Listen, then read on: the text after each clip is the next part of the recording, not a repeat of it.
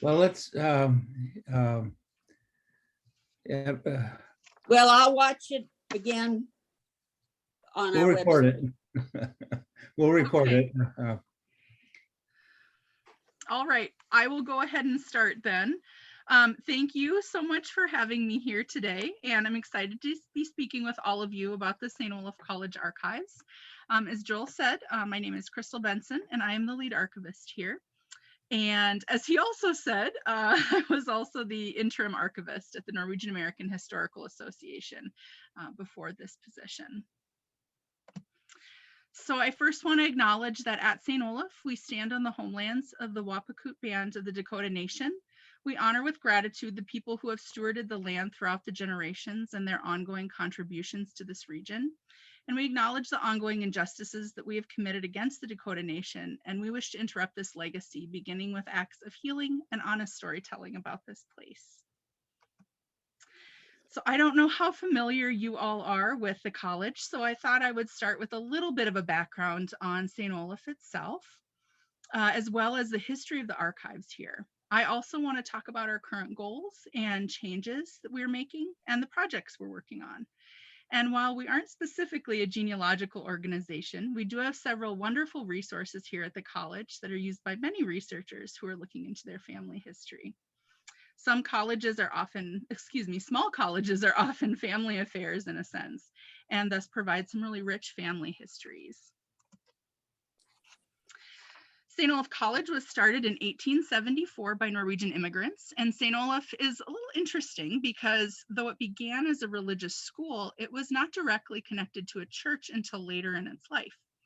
Many of the founders were members of the clergy, and even though it was founded on a religious foundation, the school was not intended to be a precursor to seminary, like many of the other similar institutions being founded during this time.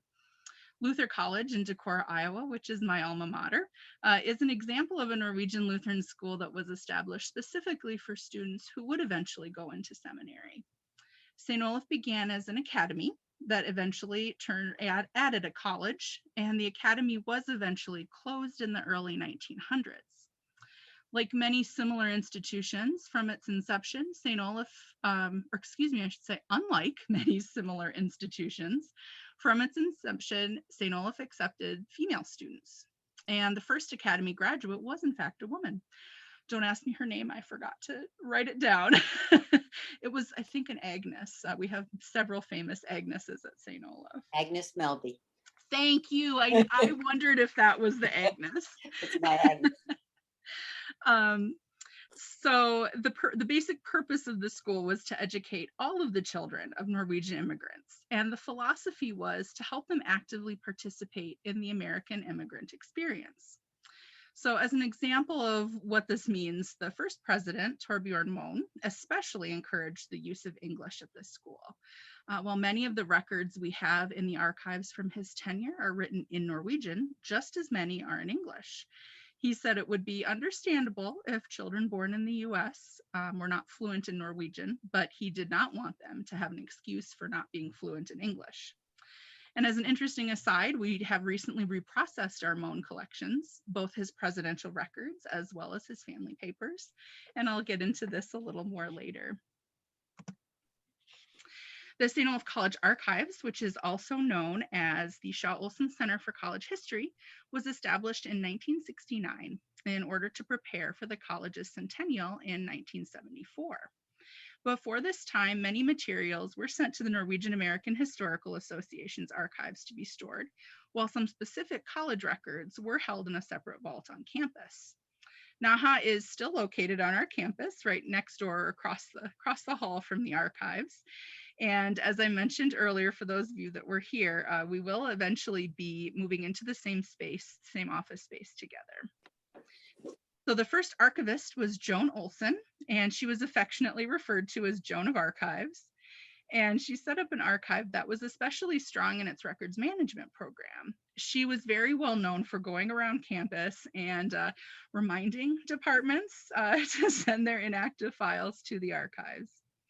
In 2017, the archives came under the direction of the library, and I started my position in late 2018.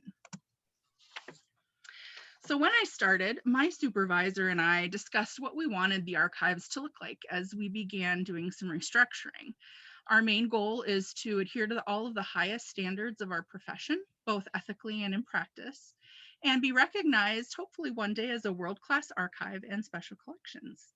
We knew there was more work to be done to get us to that place. So 4 of the main initiatives we landed on to help us on this path were to diversify our collections, improve accessibility, implement our new collection management software, which is called Collective Access, and to look at new and innovative ways to raise community awareness of the archives.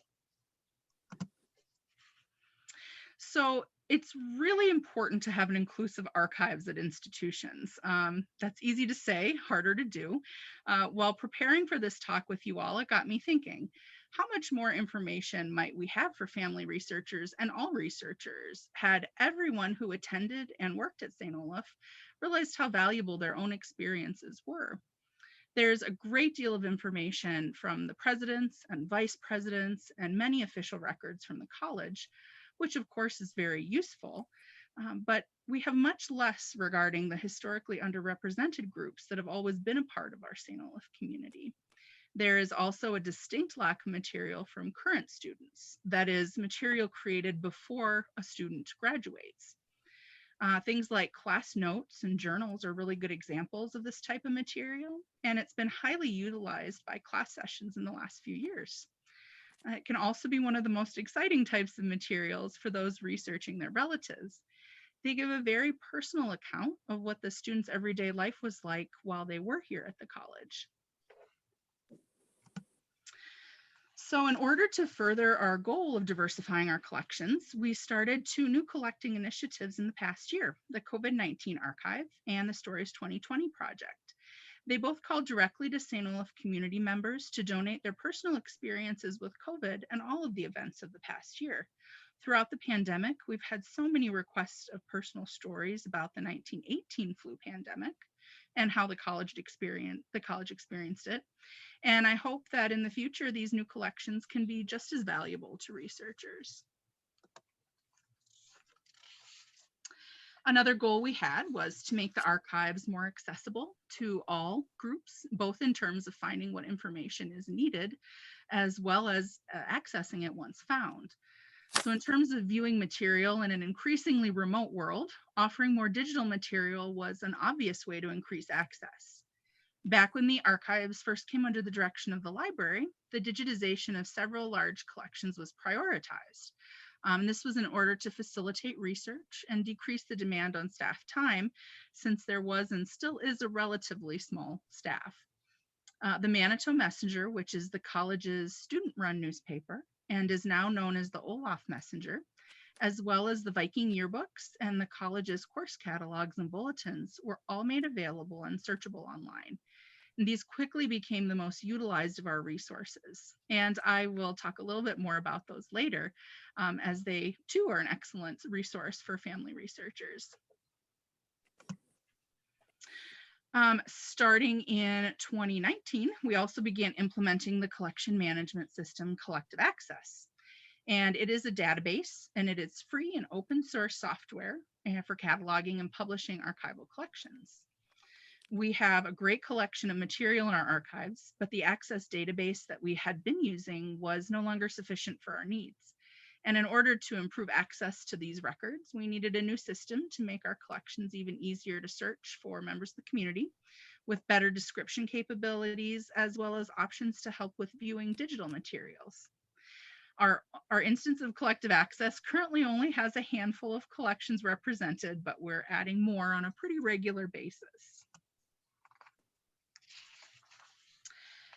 So we also wanted to make sure people knew what the archives was and what it does and could do for our community. Another goal when I started was to both increase the class use of the archives as well as general community awareness. My colleague Jillian Sparks, who has a very long title that I forget, and so try not to repeat too often in case I get it wrong.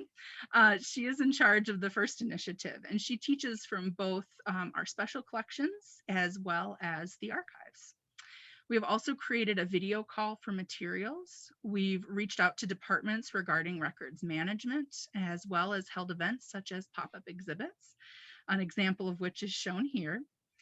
And it's when we bring a small collection of our materials to a location somewhere on campus, and then we display them for passersby, students, faculty, staff to view. We also have created virtual and physical displays, as well as we use social media to share images from our collections. And our students have a huge role in this work. They even took over the college's official Instagram account with permission one day in order to promote what we're doing in the archives and special collections. We also work with many other college organizations and departments in order to reach other groups on campus. We recently worked with our Wellness Center in order to promote the COVID-19 archive and the 2020 Stories Project to show how beneficial creative work and journaling can be to mental health during these times of intense stress. All of this is in an effort to not only improve our collections and their diversity, but also to better serve our community in multiple ways. So I mentioned collective access, and it has been so valuable in terms of access. We currently have 6 fully reprocessed collections described in that system, including the Mohn collections. We also have the papers of President Bow, our theater department collection, and several photographic collections, including our panoramas and the Felon glass negatives. These are all large collections that have taken quite a bit of effort to properly describe. Excuse me. These collections have been funded in part with funds provided by the state of Minnesota from the Arts and Cultural Heritage Fund through the Minnesota Historical Society. We're currently working on 4 more collections that are represented here, and they're also funded through that same program. Our music organizations collection, the WCAL radio collection, and our F. Malleus and Olaf C. Christiansen collections. Through this grant, we have hired 2 full-time temporary archivists to describe and reprocess these collections, Sarah Skindeline and Alec Tiki. Their work has both made it easier for researchers to find what they need, as well as expose parts of collections that have been previously hidden. We've also had several on-campus classes and groups use these reprocessed collections, even though we haven't officially launched our new database, the front end, the public end of it yet.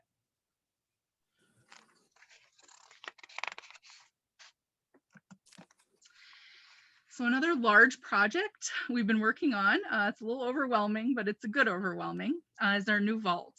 It will be climate controlled and it will have a freezer section as well for those types of material that need that kind of storage. We worked with Walter Krim, who is a well-known consultant focusing on working with museums, excuse me. Did not expect that phone to go off, I apologize. Walter Krim, who's a well-known consultant focused on working with museums and archives and helping them plan for their building projects. The vault will be a secure space that we can keep not only our own archival collections and our special collections and rare books, but the vault will also house the NAHA archives, since as I mentioned earlier, we're going to be co-locating. These 2 projects I've talked about do take immense resources. Much of this work is funded through grants and donors. I talked a little bit about the Minnesota State Grant, and our vault project is also funded through a matching grant of $300,000. And this grant is from the National Endowment for the Humanities, and we're still accepting donations in order to meet our matching portion. Over the last few years, our department has applied for and received over $500,000 in grants, and we do continue to apply for them. My supervisor, Mary Barbosa Jerez, she takes on most of our grant work along with our Government Foundation and Corporate Relations Office at the college. We also work with Advancement in order to find donors who are interested in supporting the work we do. We are currently looking at developing a campaign where donors would be able to sponsor the preservation and conservation of an archival object or another item in our collection. We really rely on these generous donors and grant funding organizations, and they give us the ability to position ourselves to continue growing and improving our collections in the future. So there are a number of conservation projects that we've been working on that I have briefly mentioned. We've recently worked with the Conservation Center for Art and Historic Artifacts on the conservation and digitization of our felon glass negatives collection. And they're out of Philadelphia. So this is O.G. Felland. He was a professor, and he was a familiar and really beloved figure on campus in the late 1800s and early 1900s. He was an amateur photographer. He was very prolific, though, and his family left his collection of over 1,600 glass plate negatives to the college. These images are so unique as they not only include formal group shots that you're familiar with from this time period, but the majority of the images really are more kind of candid in nature. And that's not a type of image you see quite as much from this time. So in addition to his dual roles as professor and librarian on the campus, Felland and his family lived on campus for a while in Ladies Hall, which is pictured here. And that building was where the female students lived on campus. He took many pictures of the students around campus, living, playing, studying. It's quite a collection. He was also an avid gardener. Here he's shown in one of his gardens. Many of his pictures are of his beloved flowers. Sometimes it's just a picture of a single flower in a vase too. He had a lot of fun with that. He did take a lot of self-portraits too. We have some good ones. There's another reclining one like the peony one. So because of these informal settings, these pictures are in many ways a more accurate representation of what life was like during that time. This is my personal favorite of his photos. This is his wife, Thea Felland. And in the picture, she's in a nightgown with her hair down, laughing.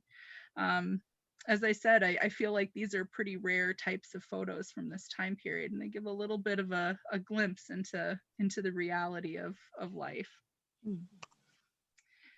So here, this one is for Susan, actually. This is the one up in the larger picture. I know it's kind of fuzzy in the front, but the larger picture is on Melby's garden.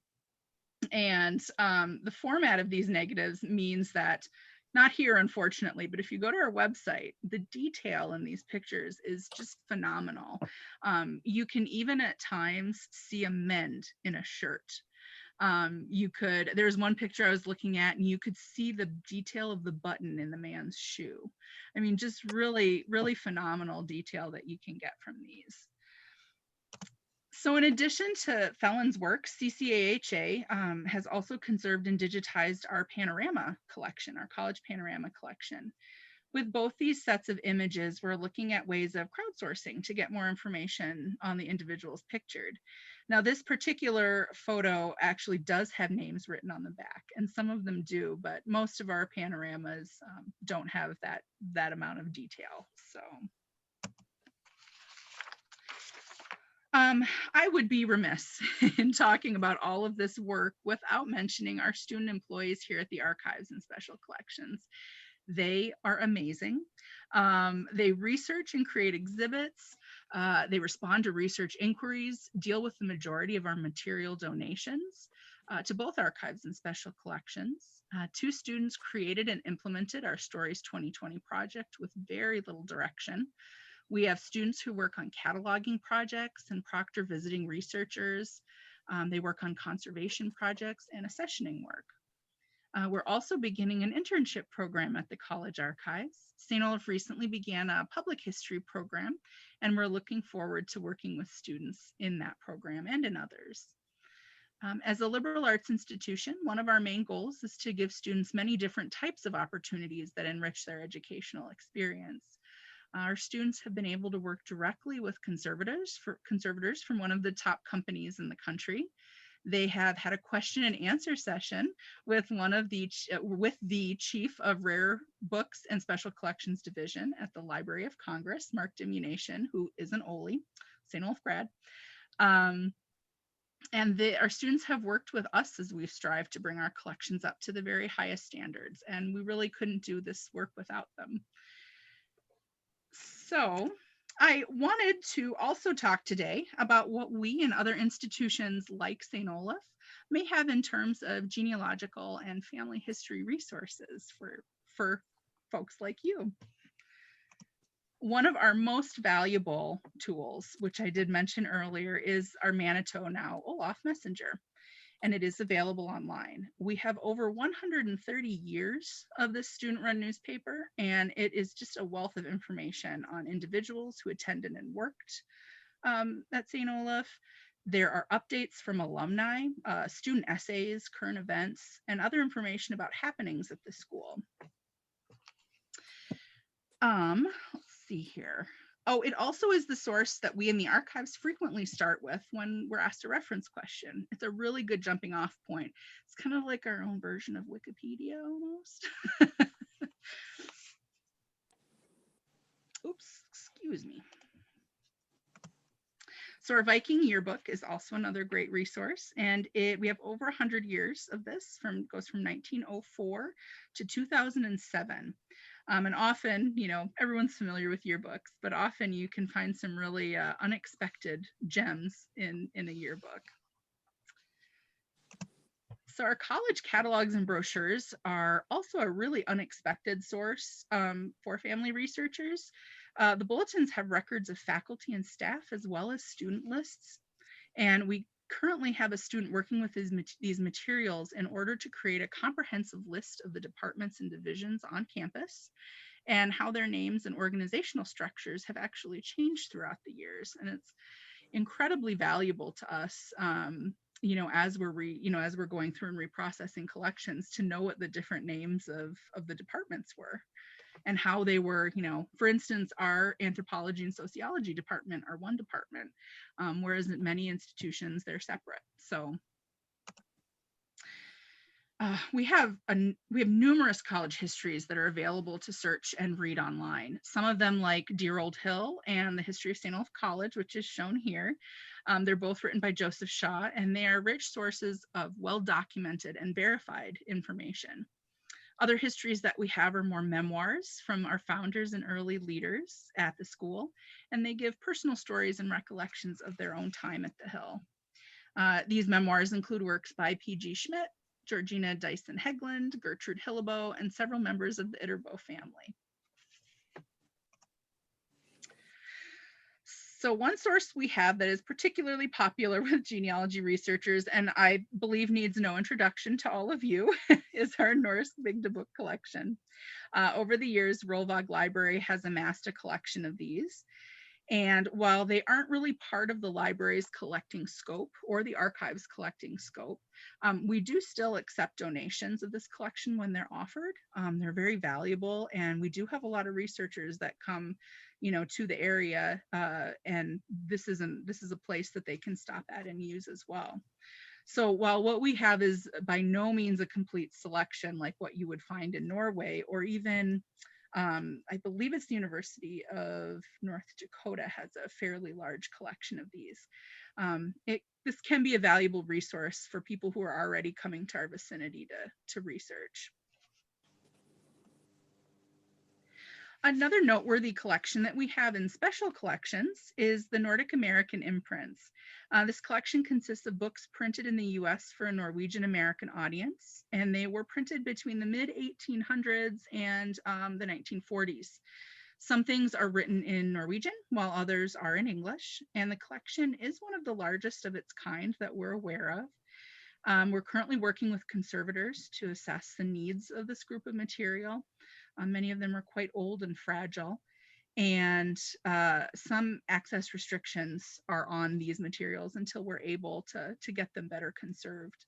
In the collection, we have many different types of books and periodicals, including Lutheraneren, Juli Vesterheimen, and many others.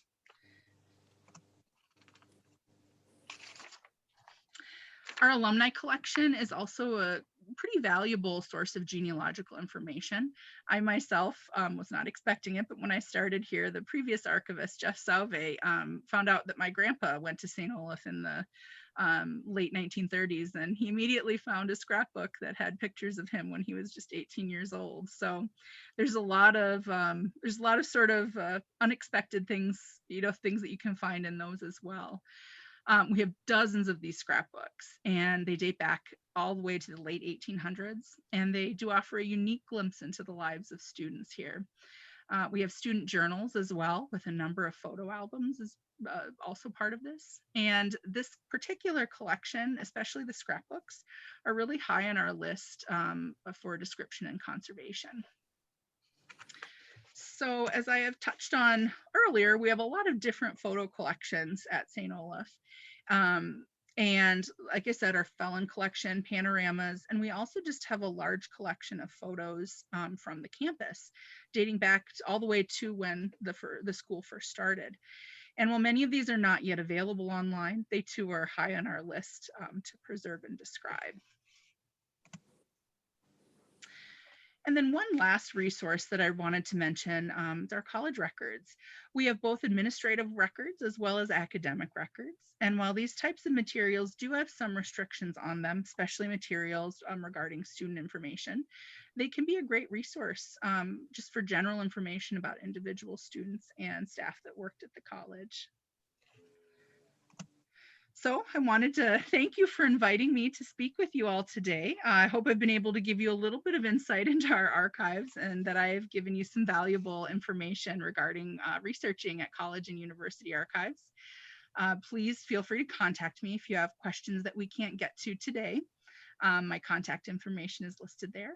And if Joel doesn't have any objections, I would like to open it up for questions from the rest of you. Sure, let's go ahead.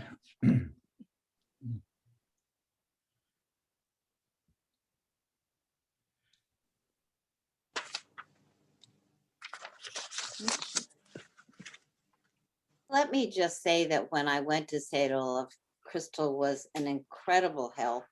And I did make appointments ahead of time and spent several days there.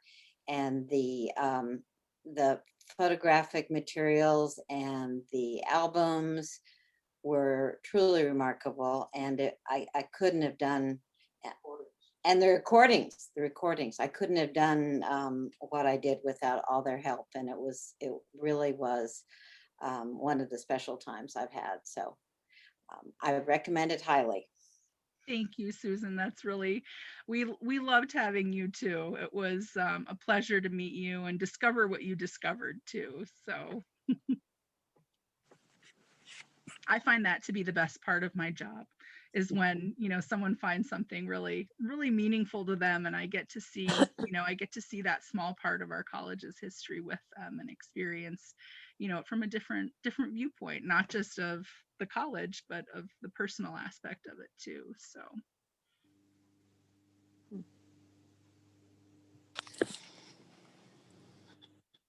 Hi, I don't have any questions, but I just wanted to say that I really, really enjoyed your presentation. I have not been out to Minnesota other than a plane stopover, but maybe someday. I did go to the archives when I was in, oh my God, I can't, now I'm drawing a blank. And Utah, and oh my God. Salt Lake City. Thank you. Family Yeah, and I did, and it was interesting, but that kind of got me started. And so thanks to Rick, now part of this genealogy group for our lodge, but it's fascinating. So thank you. That was a great presentation. Oh, well, thank you. It's, I will be out. It was very exciting to kind of look at some of our resources in a different way for you all too, and kind of get this. And it was fun for me to be like, what have we done? Oh my gosh, look at everything we've been working on. And so thank you. I'm glad it was helpful and enjoyable. When did you say your database would be searchable online? Or maybe I didn't hear it. Yeah, our new database right now, like I said, we only have about 6 collections in there that are fully described. We're getting more, and we're going to have right now it is actually available. And I told Joel earlier, I'll send him a set of like a page of links from different things that I talked about in my presentation here. And I will send the link to that. So you could search the Mohn collection, the President Mohn collection, President Bow collection. But we're not having kind of the firm, like the hard launch, as they would say, until next year. But right now we're still adding to it, and it is available. It is open online. We don't tell people about it, regularly, and it's not marked on our website yet. But you'll be able to look through it if you find that interesting. So Okay, thank you. yeah.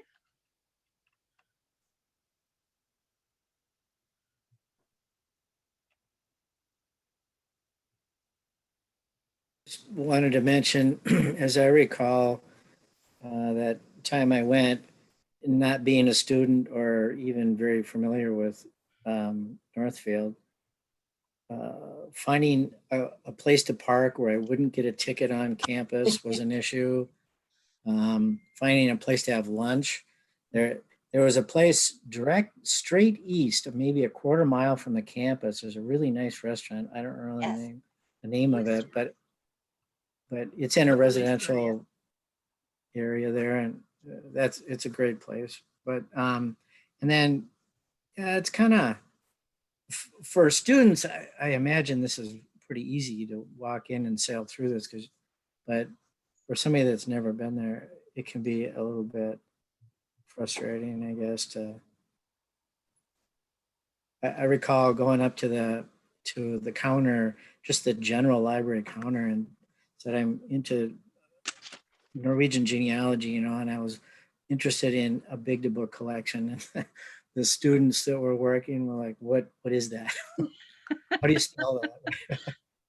There is a little bit, sometimes it's just if there's a new student working at the front desk, that's not something they've heard of. We do get plenty of people coming in to look at them, but oftentimes they're repeat customers, so to speak. So they know where they are. Our Bygdebøker are located in just the general reference section. So anyone can just walk into the library and go back and look. They don't have to make a reservation for those. So Oh, I yeah, know. occasionally students who are working just haven't yet been made aware of that particular collection. So that can happen. And yes, the parking, you are absolutely correct. I would agree with the parking, but it's an intensely residential campus is what they call it. And so there is much less parking than I think other campuses, perhaps of its size, normally have. Yeah, and it's our library, the Rolvag Library, which is where we're located. It is hard to find us, and that is something we're updating our website over the next year, and that is something we just had a meeting about it yesterday, and I was like, we need to have really clear directions on how to find us. And you have to kind of go down a set of stairs, and then you have to like take a left through kind of a secret hallway, and so that's you're right, students find it a little easier, but that's also because we're trying to make sure we reach out to classes and first year students as much as possible so that they're aware of what their options are with us. But yeah, it's we're working on some of that visibility and things like that. So Do you know what restaurant I'm referring to? yeah, that's the Oli store. And that's Susan had mentioned that briefly when she first jumped on. It was their favorite too. It's a wonderful restaurant, and it recently has changed hands and now has new owners, but it is just as good now as it was 3 years ago, 4 years ago. So, and it's cute. It's a little house that they turned into a restaurant, and it's right on the corner.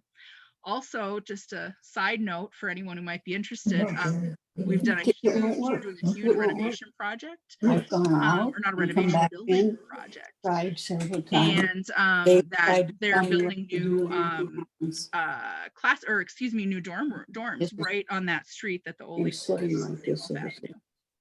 So it's kind of fun. It's a lot of changes going on there right now.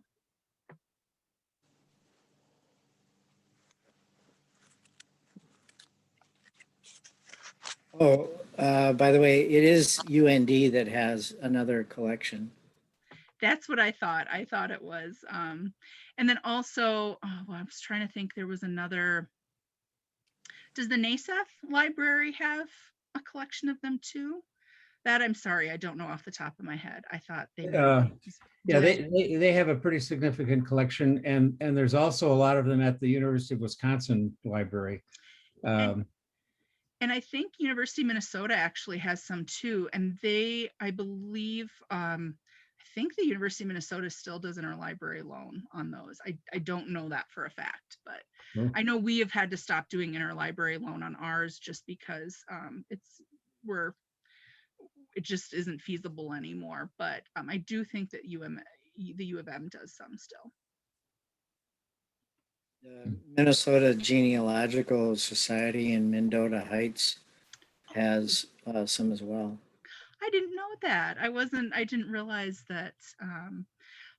I guess I thought I knew of a lot of the different organizations, but there's always more to learn.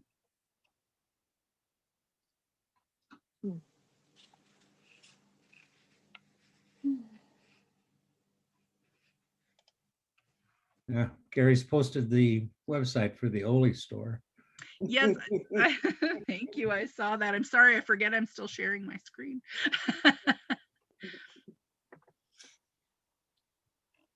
It is really a good restaurant. 2 thumbs up. And there are actually quite a few fun restaurants in Northfield, but Northfield is a very, it's a small town. Like, it has some problems with parking and things like that.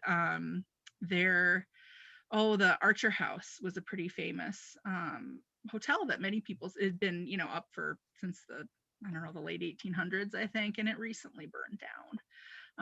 So that's pretty sad, but there are great restaurants in Northfield, and there's new hotels, and Oh my it's kind of goodness. a fun destination place.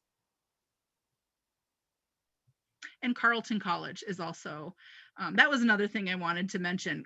We have some other good historical, and archival resources. Carleton College has a great archive. And then the Northfield Historical Society is another option, another organization. And then Rice County Historical Society is another one that might have some resources. So.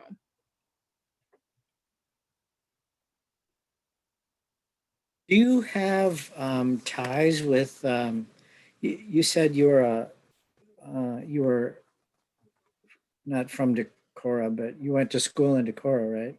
Yeah, I went to Luther. Yep. Luther College. So the museum there, Westerheim, God, Yep. Westerheim Museum. So they have quite an archive of items, physical items that sometimes could be interesting to people. I personally was part of a blacksmith group who got to go in the background in their warehouse, and one of the curators took us through their warehouse, and we just got to look at tons of wrought iron things that had either come from Norway or had been made, by early settlers or whatever, parts of furniture, etc. But it was all interesting for us because we recognize how the item was made and what the tools they would have needed, etc. But it's something that the public would never normally get to see. And I don't know if you have any ties in with them, but gosh, what I don't know. Clearly they had a lot of other things in their warehouse archive kind of thing.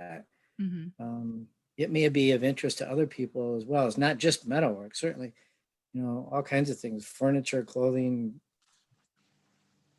Yeah, like many museums, they can't always display everything they have.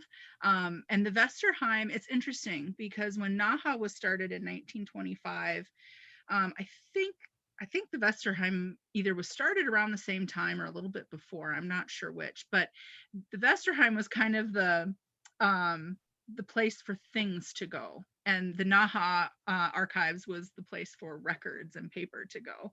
That's the easiest way to describe it. So they are, they are connected, certainly. And Luther, as a student, I remember this, as a student at Luther, we, all 4 years we're there, we got a free pass to go there to the Vesterheim anytime we wanted. And of course, like, stupid college students, at least me, I shouldn't say all, I should say me, I only went, kind of the one time where we were supposed to for classes. So oftentimes, so it was a great resource, and I think they have amazing stuff there. And I do think that it is sort of, it's a good destination. Again, Decorah is sort of like Northfield. You get it's a good small town to go visit. It's a good destination, and that's another great place to add to the list of to sees while there. But yeah, it's the Vesterheim, oftentimes if we get someone wants to donate something to us and it's not in our collection scope, The Archer Hotel burned down. yeah, we will send, we'll send the people to the Vesterheim, say this is something they might be interested in. We do that with Naha, of course, too, and vice versa. So Not so long of a drive, really.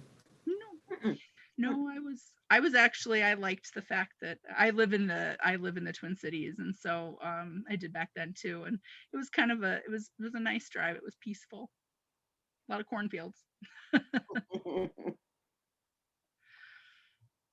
While you were talking, I just was looking at the website, and I found my grandpa in the newspaper articles, and one of them was talking about how he was part of the military band in World War I, and he was one of 2 St. Olaf graduates who were in that band.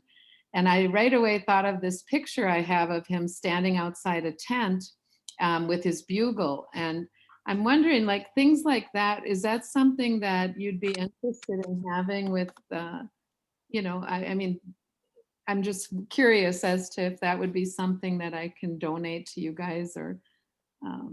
Definitely. So I will, I'll try to include this with, in fact, I'm going to write myself a note right now. I'll try to include, we have sort of a, we have our collecting scope at St. Olaf, what it is we collect, and definitely pictures of students. We even, in some cases, even if it's not taken of them while they're at the college, if it's about something that, is meaningful or something they've done, in their life that can connect back to their time even at St. Olaf, certainly we accept those.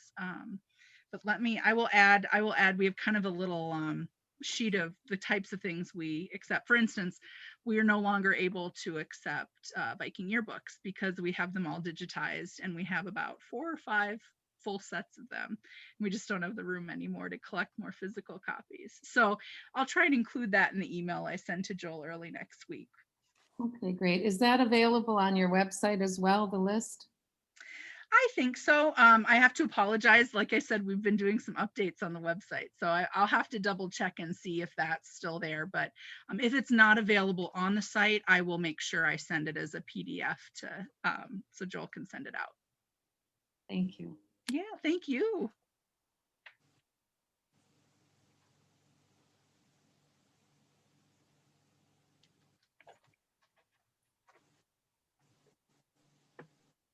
Well, thank you, Kristell. This was a great presentation and good discussion.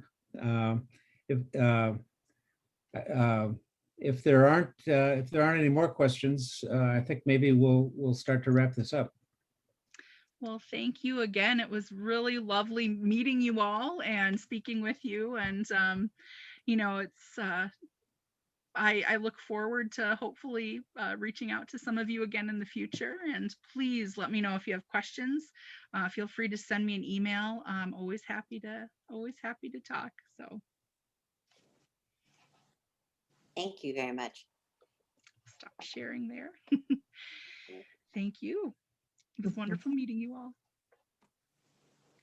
So any other comments, suggestions, questions? Otherwise, I'll hit the end button. Thanks. Thank you all very much. Have a lovely rest of your weekend. you. too. Thank you.